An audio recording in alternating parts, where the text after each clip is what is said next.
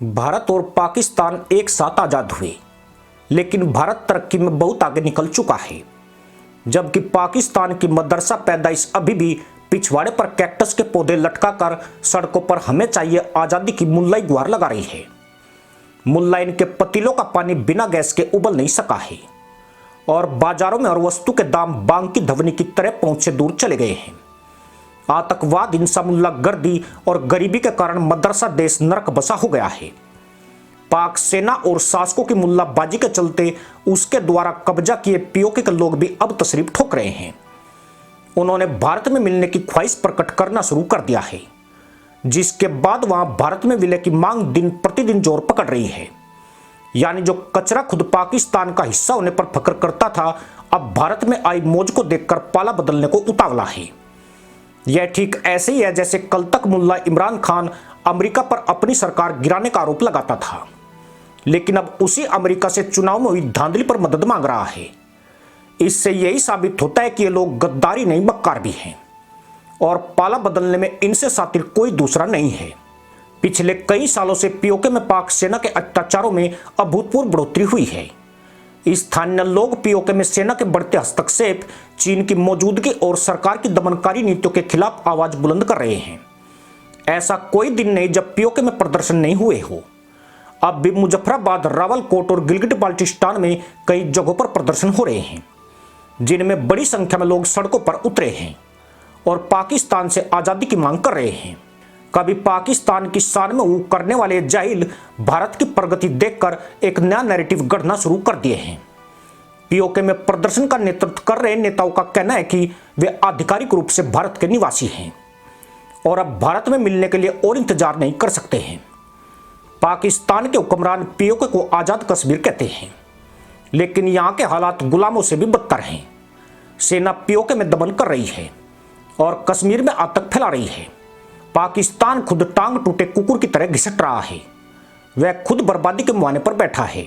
ऐसे में वह इन जाहिलों का क्या भला कर पाएगा। दरअसल पीओके के तमाम संसाधनों पर पाक सेना और सरकार का कब्जा है। यहाँ के जाहिलों को 2 वक्त के खाने के लिए मुसीबतों का सामना करना पड़ रहा है। यही वजह है कि मौके पर टोपे उछालने वाले लोग अब भारत की चुपड़ी रोटी देखकर 1.5 फुट की जीभ लपलपा रहे हैं। गद्दारी का कुर्ता पहनकर मक्कारी के तहमद लपेटने वाले टोपीबाजों का भारत प्रेम इनकी धूर्त मुल्ला पॉलिसी पर सवाल खड़े करता है। जो लोग इस्लामिक राज्य पाकिस्तान के हिस्से नहीं हुए, वे भारत से दगा न करे, ऐसा हो ही नहीं सकता है।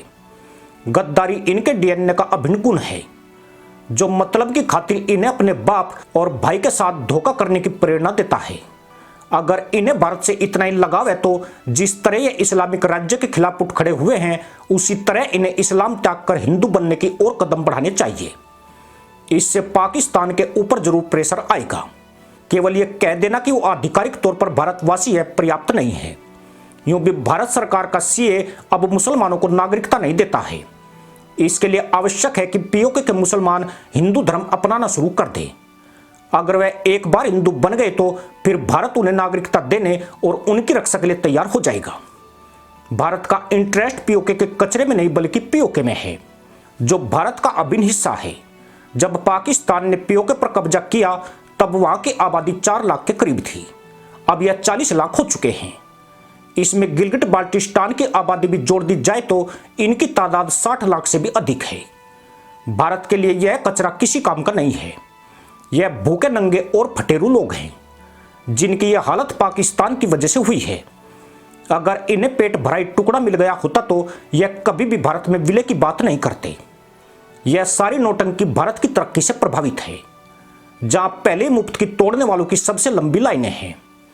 यह जिसकी खाते हैं उसी की थाली में छेद करते हैं। यही कारण है कि पाकिस्तान के पिछवाड़े पर च्युइंगम चिपकाकर अब इन जाहिलों का दिल भारत पर आ गया है।